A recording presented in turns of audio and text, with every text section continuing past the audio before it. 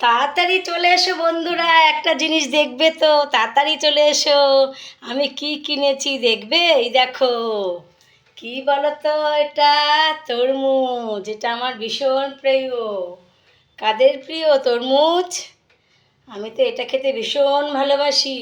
আর এমনিতেও গরমের দিনে তরমুজ খাওয়া ভালো, কারণ জল জাতীয় ফল খাওয়া খুবই ভালো আমাদের শরীরের জন্য।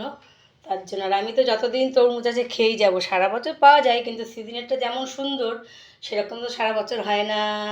এবার এটাকে কাটি দেখি কেমন আছে ভেতরে। এই দেখো বন্ধুরা, কেটে নিয়ে এসছি। দেখেছো কি লাল!